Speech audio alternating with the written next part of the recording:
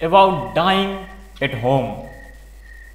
I would like to see a day where people come to Kayantha Sthanam and say, I think it is my time.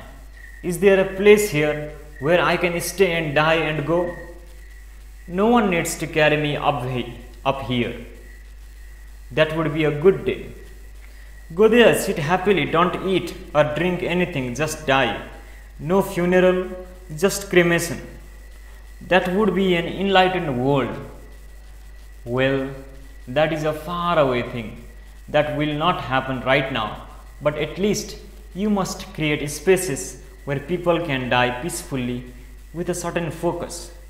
What is happening today in homes is that though everyone is going to die, unfortunately no one is qualified as to how to handle death. How is that? In the United States, you will see in every dining hall there are first aid instructions as to what to do if someone is choking on food. But why is anyone choking on food? I have never heard of anything like that in India. No one chokes on food in India, though generally people in India are hungrier than Americans. People are choking on food probably because they are talking and eating at the same time. When you try to input and output simultaneously through the same channel, something gets confused. If people just shut up and eat, I don't think anyone will choke on their food. Anyway, for something like choking while eating, there is so much care and effort to inform people as to how to handle it. But there is nothing done on how to handle death. Everyone knows people are going to die. You know your grandparents are going to die. You know your parents are going to die. But when it happens, no one knows how to handle it because somewhere they are trying to avoid it.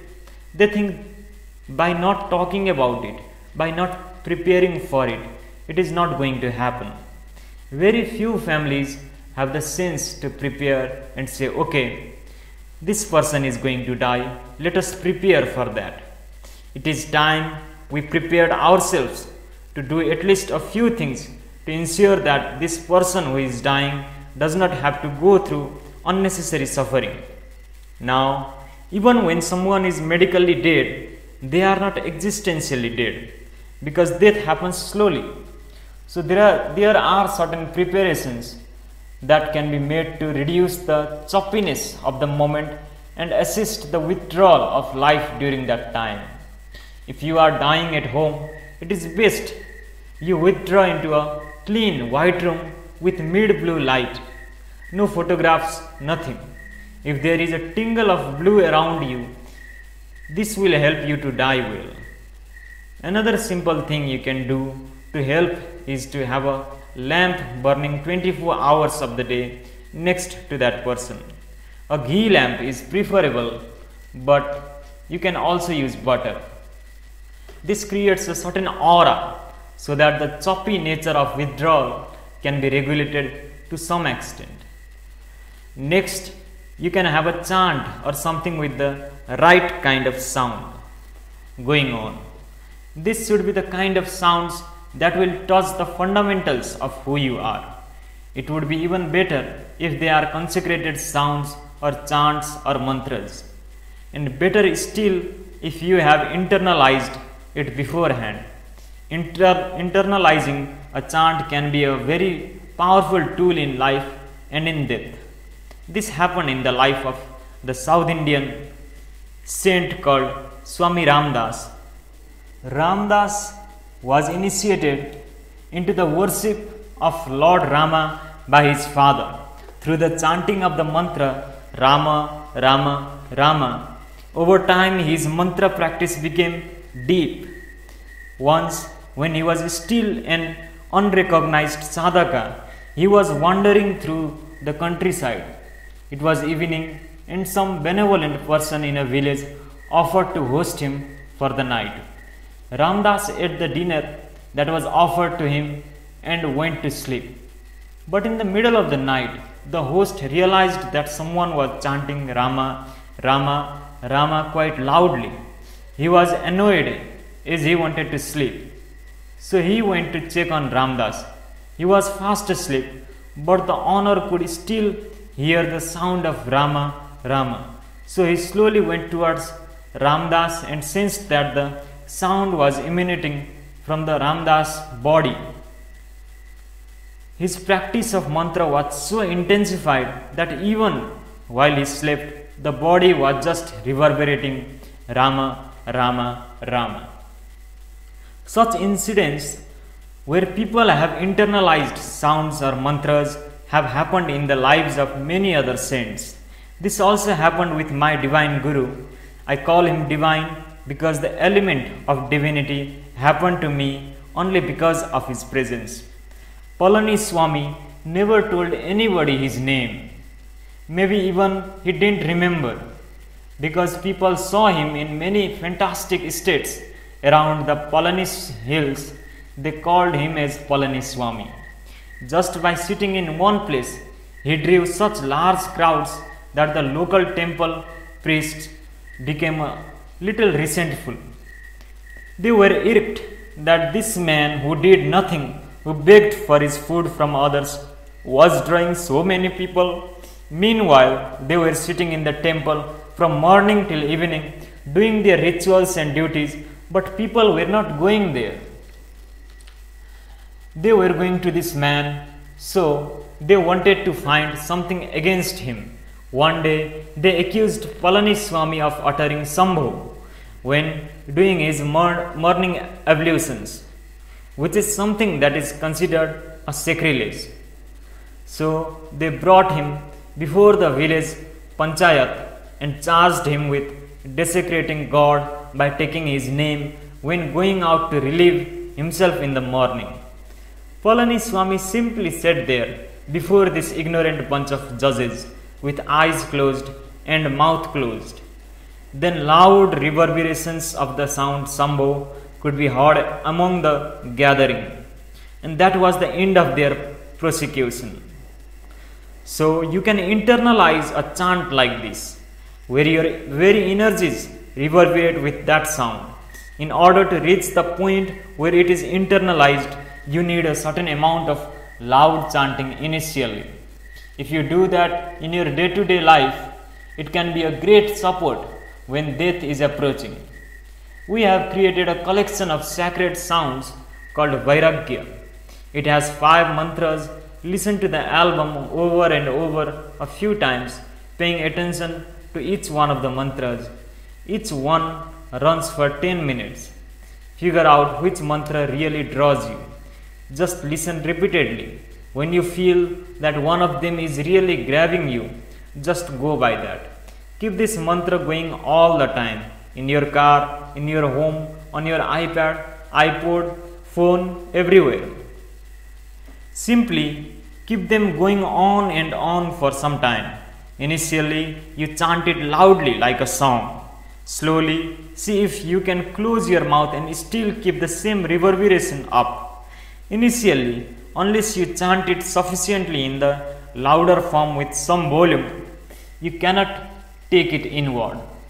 You must create that memory of the reverberation substantially in your system, where even if you close your mouth, the mantra is on. After some time, if you just remind yourself, it flows because you have created a memory of the reverberation. Now the dying person may not be able to do the chanting themselves. At the moment of death, it takes something for a person to be aware enough to say what they want to say. Most people die in unawareness.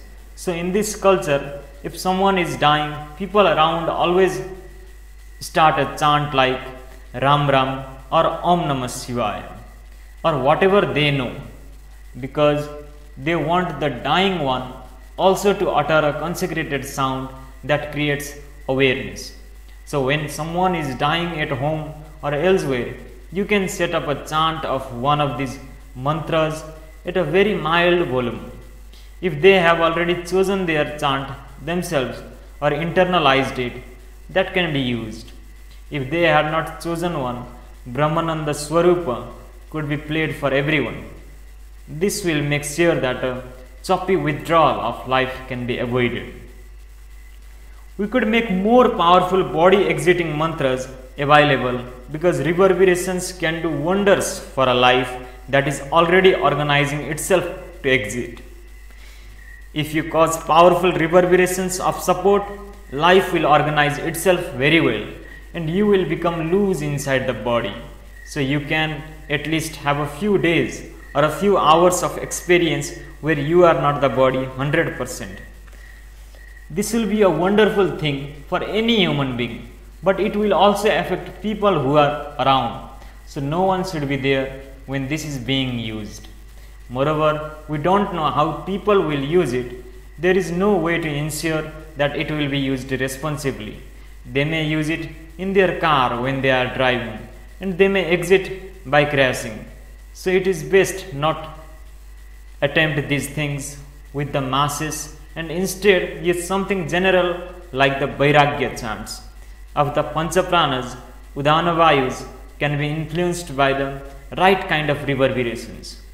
As we mentioned earlier, Udana Vayu withdraws between 6 and 12 hours after the breath stops. By chanting and lighting Sambrani, one can create the conducive reverberations for Udana to exit swiftly. Otherwise, cremating the person's body before their Udana exits can cause a certain level of turmoil. Now, what to do if someone is dying in an ICU or something like that, where the doctors will not allow lamps and chants and things like that? First of all, people should not go to an ICU to die. But if such a situation is inevitable, you could do a few things at home, but they are not as effective. For example, you can keep some clothing of theirs, something they have used, wrap it in a white cloth and keep it in front of their picture and light a lamp. You could play the chant there. It will have some impact, but not the same as being in the physical presence. This lamp and the chant should continue up to 14 days after one has been certified dead, because one may be medically dead but not existentially dead. Death happens slowly. The withdrawal of the life process from this lump of earth, the body, happens step by step. For all practical purposes, the activity of the lungs, heart and brain stops, so they are declared dead. But it is not yet so. Even if the person's body is burned, they are still not gone, because their movement into the other realm has not yet happened. Now, when the moment of death is approaching, it is best to move the dying person out of the house in an open courtyard or open space. There you must keep them, preferably on cloth upon open soil in a north-south alignment with the head to the north. This is to be done when death is certain and you want it to happen with ease. If the body is still in the house inside constructed atmospheres, the being does not leave the body with ease. Why put the head towards the north? Traditionally in India, they tell you not to sleep with your head to the north. This is valid only when you are in the northern hemisphere. If you go to the southern hemisphere, say Australia, you should not put your head towards the south. Mostly this body is designed in such a way that if you remain vertical, it is ideal. Now your heart is located 3/4 of the way up, and because pumping the blood up is difficult, pumping it down is easy, and all the arteries and veins that go above the heart are very thin. Blood vessels going down are much thicker as they go towards the brain. They become almost hair-like. So when you lie down, the blood can be pumped into the upper portion of the body much more easily. The heart also makes some adjustments once you lie down, but despite that, there is a certain effect. Now, iron is an important constituent of your blood. If you are anemic, your doctor prescribes you iron supplements. As you know, the North Pole has a very strong magnetic pull on the rest of the earth. Now, if you lie down with your head towards the north, it will pull your blood in that direction. So, there will be increased blood flow to your brain. This is not too much, but enough to impact the system. This is why when you sleep with your head towards the north, you will have disturbed sleep. You can also have nightmares because of disturbed sleep. Old people may even die in their sleep if they put their head to the north, or they can have a hemorrhage or stroke and things like that. So, when you live in the northern hemisphere, you should not put your head towards the north. However, when a person is dying, you should place the head towards the north because it eases and aids the disentanglement process of the being from the body. During the last moments, even though the physical body has lost its vibrancy, life still tries to stay there and do things, not knowing what to do. But the moment you place it outside in north-south alignment, it just knows it is over. So it will leave the body effortlessly. It also aids in maintaining a conscious state during the transition. These are some simple but effective things you can do to assist someone who is dying.